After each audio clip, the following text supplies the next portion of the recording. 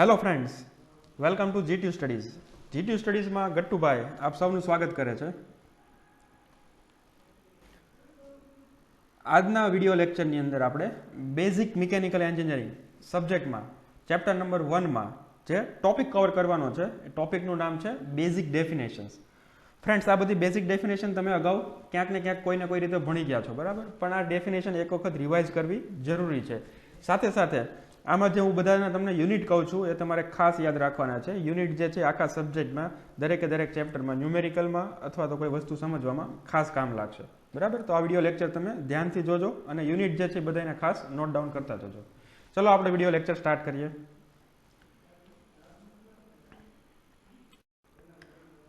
સૌથી પહેલી ડેફિનેશન આવે છે ડિસ્ટન્સની. ગટ્ટુભાઈને બહુ કંટાળો આવે છે, આ બધું તો આવડે જ ને, ગટ્ટુભાઈનું એવું કેવું છે. પણ ગટ્ટુભાઈ, આપણે જો આગળની ડિફિકલ્ટ ડેફિનેશન સમજવી હોય, યાદ રાખવી હોય તો બેઝિકથી શરૂ કરવું જરૂરી છે. સૌથી પહેલાં આપણે આ ડેફિનેશન જોશું અને આના પરથી આના બેઝ પર જે બીજી બધી ડેફિનેશન હોય છે એ આપણે જોઈએ, બરાબર? સો ગટ્ટુભાઈ, કંટાળો થોડોક ટાઈમ આવશે પણ પછી આ બધું જે છે અગત્યનું છે એટલે આપણે ધ્યાન રાખીએ. ડિસ્ટન્સ કોને કહેવાય? It is the movement of N object without considering direction, બરાબર? ડિરેક્શનને કન્સિડર કર્યા વિના જે ઓબ્જેક્ટની ટોટલ મૂવમેન્ટ હોય એને આપણે કહીએ છીએ distance travelled by the object, બરાબર? તમે આગળ સ્ટડી કરી ગયા છો સ્કેલર ક્વોન્ટિટી અને વેક્ટર ક્વોન્ટિટી, અદિશ રાશિ અને સદિશ રાશિ. તો ડિસ્ટન્સ ટ્રાવેલ્ડ જે છે એ અદિશ રાશિ છે અને ડિરેક્શન આપવી જરૂરી નથી, સ્કેલર ક્વોન્ટિટી છે. And what is the unit of distance? Distance જે છે જનરલી મીટરમાં મપાય છે, બરાબર? એનો યુનિટ જે છે એ મીટર છે.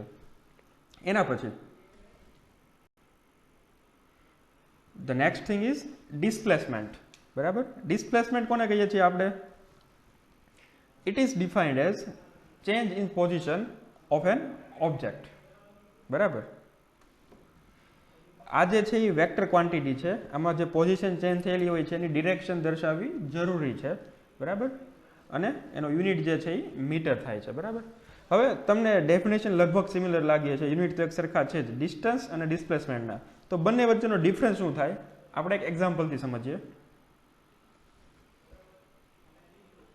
Distance versus displacement. Okay, suppose આપણી પાસે કોઈ એક પોઈન્ટ એ અને કોઈ એક પોઈન્ટ બી છે, એ બંને વચ્ચેનું જે ડિસ્ટન્સ છે 5 કિલોમીટર છે, બરાબર? કોઈ ત્રીજો પોઈન્ટ સી છે, પોઈન્ટ સીનું એ થી ડિસ્ટન્સ 6 કિલોમીટર છે, પોઈન્ટ સીનું બી થી ડિસ્ટન્સ 3 કિલોમીટર છે, બરાબર? હવે આપણા ગટ્ટુભાઈ જે છે એને સવારમાં વોકિંગ કરવાનું અથવા તો રનિંગ કરવાની ઈચ્છા થાય છે, એટલે ગટ્ટુભાઈ છે શું કરે છે, પોઈન્ટ એ થી પોઈન્ટ 2 સુધી રનિંગ કરે છે અને એના પછી પોઈન્ટ બી થી પોઈન્ટ સી સુધી રનિંગ કરે છે. આ રીતે પોઈન્ટ એ ટુ બી એટલે કે 5 કિલોમીટરનું રનિંગ કરે છે અને એના પછી પોઈન્ટ બી ટુ સી એટલે કે 3 કિલોમીટરનું રનિંગ કરે છે, બરાબર? હવે આપણે ગટ્ટુભાઈ માટે જોઈએ તો ગટ્ટુભાઈએ ટોટલ ડિસ્ટન્સ કેટલું ટ્રાવેલ કર્યું? 5 કિલોમીટર વત્તા 3 કિલોમીટર, ધેટ ઇઝ 8 કિલોમીટર, બરાબર? અને જો ગટ્ટુભાઈનું ડિસ્પ્લેસમેન્ટ કેટલું થયું તો એ પોઈન્ટ એ થી સી સુધીનું જ ગણાય ટોટલ ડિસ્પ્લેસમેન્ટ. એની જે પોઝિશન છે એમાં કેટલો ચેન્જ આવ્યો તો એ તો આપણે ડાયરેક્ટ ગણી લેવાનું હોય. તો પોઝિશનમાં જે ચેન્જ આવ્યો that is displacement is 6 kilometre only.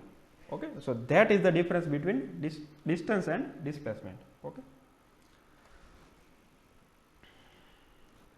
એના પછી આવે છે વેલોસિટી, બરાબર? વેલોસિટીનું ઇક્વેશન તમને યાદ હશે. Velocity is defined as displacement divided by time. હવે આ રીતનું કોઈ પણ ઇક્વેશન તમારી પાસે અવેલેબલ હોય તો એના પરથી તમે એની ડેફિનેશન બનાવી શકો છો, બરાબર? ઇવન તમને એક્ઝામમાં આ ફોર્મ્યુલા જો યાદ હોય તો કોઈ પણ વસ્તુની ડેફિનેશન તમે આના પરથી બનાવી શકો છો. ફોર્મ્યુલા લખો તો સારી વાત છે, સાચું જ પડે, પણ ડેફિનેશન આના પરથી કઈ રીતે બનાવી? બે રીતે બની શકે, બરાબર? એક તો આ રીતે, it is defined as the displacement per unit time. જે તમે છેદમાં લખ્યું છે એને યુનિટ કહી દેવાનું, એટલે એકમ લઈ લેવાનું, એની વેલ્યુ 1 લઈ લેવાની, એટલે displacement per unit time is called velocity. બીજી રીત છે કે રેશિયો છે તો રેશિયોમાં ડિફાઇન કરી દો. તો બીજી કઈ રીતે ડિફાઇન કરી શકાય? It is the ratio of displacement to time. કાં તો ડિસ્પ્લેસમેન્ટ પર યુનિટ ટાઈમ અથવા તો ડિસ્પ્લેસમેન્ટ ટુ ટાઈમ, એનો રેશિયો, બરાબર? That is velocity. વેલોસિટીનો યુનિટ શું થાય? ડિસ્પ્લેસમેન્ટ માટે મીટર છે, ટાઈમ માટે સેકન્ડ છે, તો મીટરના છેદમાં second, metre per second is the unit of velocity. પછીની ડેફિનેશન આવે છે એક્સલરેશન. એક્સલરેશન એટલે પ્રવેગ, વેગ પછી પ્રવેગ. એનું ઇક્વેશન શું છે? Acceleration is equal to change in velocity divided by time. Definition બે રીતે બનાવી શકીએ આપણે. શું આવે? It is defined as change in velocity per unit time, છેદમાં જે છે એને યુનિટ લઈ લો. અથવા તો બીજી મેથડ છે, it is the ratio of change in velocity to time. Unit શું થશે? ઉપર વેલોસિટી છે એનો યુનિટ છે મીટર પર સેકન્ડ, નીચે ટાઈમ આવે છે એનો યુનિટ થશે સેકન્ડ. એટલે મીટરના છેદમાં સેકન્ડ અને પાછું સેકન્ડ, એટલે યુનિટ થશે metre per second square. That is the unit of acceleration. એના પછી આવે છે માસ. માસની ડેફિનેશન બહુ સિમ્પલ છે. શું છે definition? It is defined as quantity of matter in the object. ઓબ્જેક્ટમાં જે ક્વોન્ટિટી ઓફ મેટર હોય એને કહેવાય છે માસ. માસનો યુનિટ શું છે? Kilogram.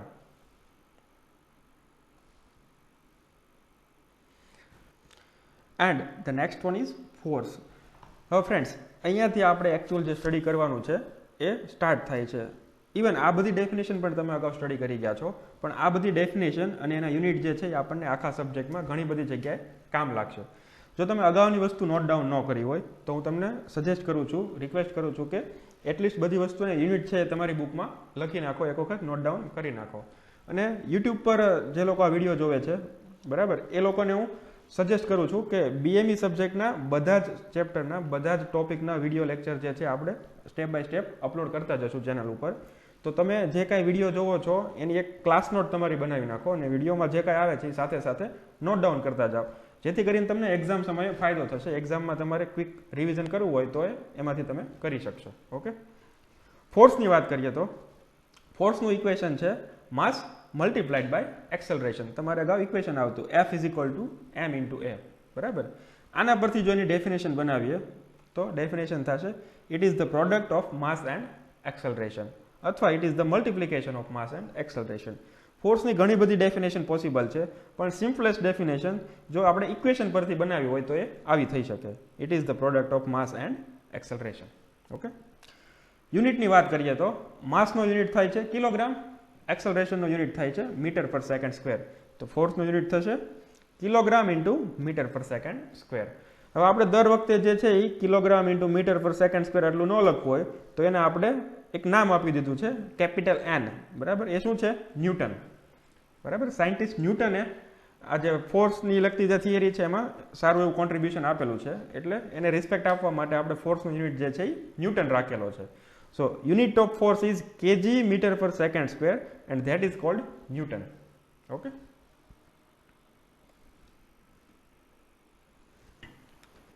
The next definition is weight. Weight જે છે ફોર્સ જેવી સિમિલર ક્વોન્ટિટી જ છે, બરાબર, બટ ડિફરન્સ શું છે? Weight is equal to mass multiplied by gravitational acceleration, બરાબર. W ઇઝ ઇક્વલ ટુ તમને ઇક્વેશન ખ્યાલ છે m ઇન્ટુ g. g શું છે? ગ્રેવિટેશનલ એક્સેલરેશન, જેની વેલ્યુ આપણે 9.8 લઈએ છીએ તે. ઓકે. એની ડેફિનેશન થશે it is the product of mass and gravitational acceleration. Okay. Unit શું થશે? Similar. Unit is kg metre per second square and that is newton. Okay. એના પછી છે ડેન્સિટી. ડેન્સિટીને ગુજરાતીમાં કહેવાય છે ઘનતા. એનો સિમ્બોલ છે ρ. ઓકે. ડેન્સિટીનું ઇક્વેશન આવું છે માસ એના છેદમાં વોલ્યુમ, એટલે દળના છેદમાં કદ, બરાબર. ગુજરાતીમાં કહીએ તો દળ એના છેદમાં આવશે કદ. પણ હવે તમે ઇંગ્લિશ વર્ડ યાદ રાખવાની જે છે એ પ્રેક્ટિસ રાખજો, બરાબર. ગુજરાતી વર્ડ કરતાં ઇંગ્લિશ વર્ડ તમને એકચ્યુઅલમાં યાદ રાખવા સહેલા પડશે, બરાબર. સો માસ ડિવાઈડ બાય વોલ્યુમ. ડેફિનેશન કઈ રીતે બને? ઇટ ઇઝ ડિફાઇન્ડ એઝ માસ પર યુનિટ વોલ્યુમ, બરાબર. બીજી રીતના પણ ડેફિનેશન બની શકે, it is the ratio of mass to volume. એ તમને ખ્યાલ છે. યુનિટ થાય છે એનો માસનો યુનિટ કિલોગ્રામ, વોલ્યુમનો unit metre cube. So kg per metre cube is the unit of density. The next one is work. Work કઈ રીતે ડિફાઇન થાય છે? Work is equal to force multiplied by displacement in the direction of force, બરાબર. જો એની definition લખ્યું હોય તો it is defined as product of force and displacement in the direction of force, બરાબર. ફોર્સ એની સાથે મલ્ટીપ્લાય કરવાનું છે તમારે ડિસ્પ્લેસમેન્ટ કે જે ફોર્સની ડિરેક્શનમાં હોય, બરાબર. Okay. So that is work. વર્કનો યુનિટ શું થશે? ફોર્સનો યુનિટ છે ન્યૂટન, ડિસ્પ્લેસમેન્ટનો યુનિટ છે metre. So unit is newton into metre, અને એને આપણે નામ આપેલું છે જે for joule. So newton into metre is joule. વર્કનો યુનિટ થશે જૂલ. એના પછી પાવર. પાવર કઈ રીતે ડિફાઇન થાય છે? પાવર માટેનું ફોર્મ્યુલા છે power is equal to work done એના છેદમાં ટાઈમ. ડેફિનેશન બે રીતે બની શકે. કઈ કઈ તમને ખ્યાલ છે? It is defined as work done પર યુનિટ ટાઈમ. છેદમાં જે છે એને આપણે યુનિટ લઈ લઈએ છીએ. બીજી રીતે ડેફિનેશન શું બને છે? It is defined as the ratio of work done to time. Okay, પાવરનું યુનિટ શું થાય છે? વર્ક ડન માટે જૂલ, ટાઈમ માટે second. So joule per second, અને એને દર્શાવાય છે કેપિટલ W વડે. Capital W is for watt. બરાબર, પાવરનું યુનિટ થાય છે જૂલ પર સેકન્ડ અથવા તો વોટ. હવે અહીંયા ગટ્ટુભાઈ તરફથી આપણને એક ક્વેશ્ચન મળે છે. A question from Gattubhai. Okay Gattubhai, પૂછો ક્વેશ્ચન. ક્વેશ્ચન એવો છે, what is the unit of power? એ તો આપણે સ્ટડી કરી ગયા, બરાબર. W watt. Okay, answer watt is the unit of power. અચ્છા, ઓકે ઓકે. ગટ્ટુભાઈનું એવું કેવું છે, if someone ask you what is the unit of power, then you should answer watt is the unit of power. જે question છે એ જ answer છે, બરાબર. What is the unit of પાવરનો આન્સર થાય watt is the unit of power. વાહ વાહ ગટ્ટુભાઈ વાહ. And the last definition is temperature. Knock knock knock. Gattubhai knock knock કરે છે. યસ ગટ્ટુભાઈ, ડેફિનેશન આવડે છે? ટેમ્પરેચર જે છે ને સમજવું બહુ સિમ્પલ છે ગટ્ટુભાઈ, પણ એની ડેફિનેશન આપવી અઘરી છે. તો પણ ચાલો કયો, શું છે ડેફિનેશન? ગટ્ટુભાઈ વિચારે છે. ચાલો ગટ્ટુભાઈ ડેફિનેશન નહીં આપે. શું છે બધાને ખ્યાલ છે, but it is difficult to define the temperature. બરાબર, ખ્યાલ હશે બધાને કે ટેમ્પરેચર શું છે, પણ એની ડેફિનેશન આપવી અઘરી છે. ડેફિનેશન જોઈએ. Qualitative indication of relative hotness can be defined as temperature. આ જે છે એની ડેફિનેશન છે, બરાબર. રિલેટિવ હોટનેસ જે છે એને તમે ક્વોલિટેટિવ વેમાં જો ઇન્ડિકેટ કરો તો એને આપણે ટેમ્પરેચર એવું કહી શકીએ, બરાબર. ટેમ્પરેચરના યુનિટ શું છે તમને ખ્યાલ છે? 3 યુનિટ છે. ડિગ્રી સેલ્સિયસ, ડિગ્રી ફેરનહાઇટ પણ કહેવામાં આવે છે, અથવા ખાલી ફેરનહાઇટ કહેવામાં આવે છે, અને ત્રીજો યુનિટ છે કેલ્વિન. હવે આ ત્રણેય વચ્ચેનો રિલેશન શું છે અને કઈ રીતે ડેવલપ થયા એ સમજવું ઇમ્પોર્ટન્ટ છે. આપણે જોઈએ. So we will study unit of temperature in this line. સૌથી પહેલાં તો સેલ્સિયસ નામના સાયન્ટિસ્ટે જ્યારે ટેમ્પરેચરને મેઝર કરવા માટે કોઈ સ્કેલ અવેલેબલ નહોતા, બરાબર, કોઈ યુનિટ અવેલેબલ નહોતા, ત્યારે એક એક્સપેરિમેન્ટ કર્યો. એણે શું કર્યું?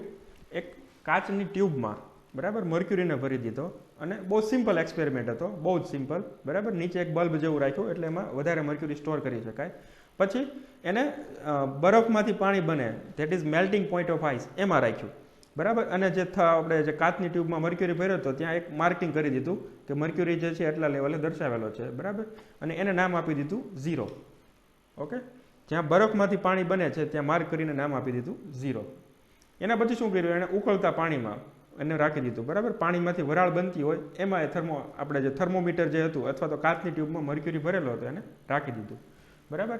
બોઇલિંગ પોઈન્ટ ઓફ વોટર, અને એને નામ આપી દીધું એને 100, બરાબર. પછી એણે શું કર્યું?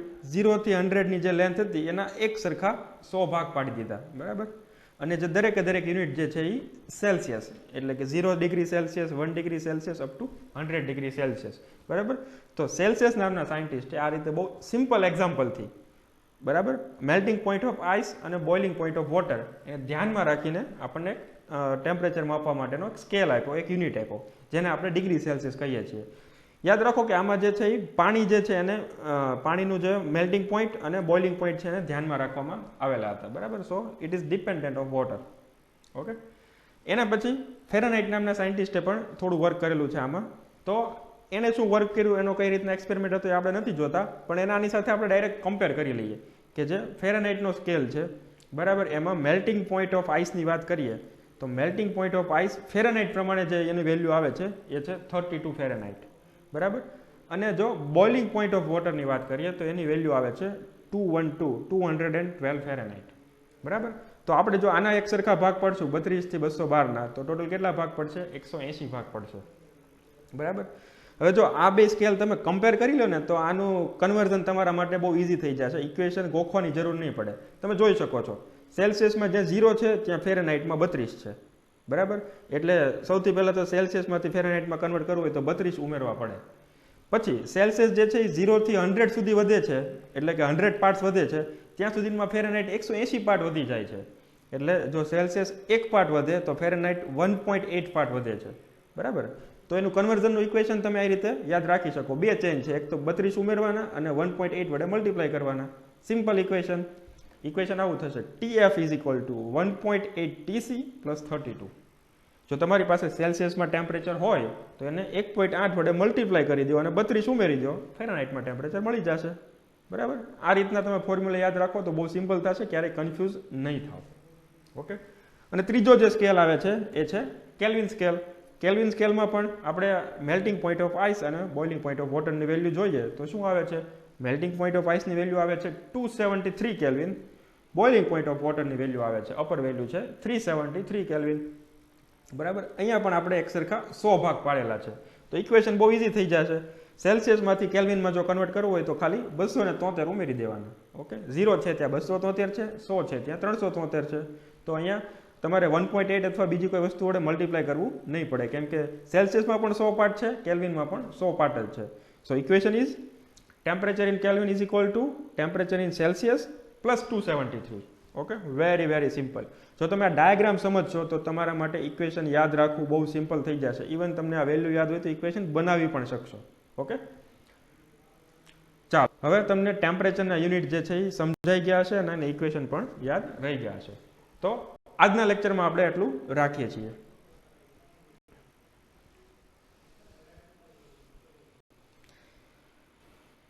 ફ્રેન્ડ્સ, જો તમને આ વિડીયો ગમ્યો હોય તો વિડીયોને લાઇક કરજો. તમારા બીજા ફ્રેન્ડ સાથે, બીજી કોઈ કોલેજમાં સ્કૂલના જે ફ્રેન્ડ હોય એ અથવા તો તમારા કોલેજનું જે ગ્રુપ હોય એમાં વિડીયોની લિંકને શેર કરજો. ચેનલને સબસ્ક્રાઇબ કરવાની બાકી હોય તો સબસ્ક્રાઇબ કરી લેજો. આપણે BME સબ્જેક્ટના બધા જ વિડીયો લેક્ચર જે છે દરેક ચેપ્ટરના એ આ ચેનલ પર અપલોડ કરવાના છે. બરાબર. ગટ્ટુભાઈ વિડીયોને લાઇક કરે છે, તમે પણ લાઇક કરી શકો છો. બરાબર. તમારે બીજી કોઈ માહિતી અથવા સ્ટડી મટીરિયલ જોતો હોય તો તમે આપણી વેબસાઇટ www.g2studies.com પર જઈને ડાઉનલોડ કરી શકો છો. Thanks for watching this video.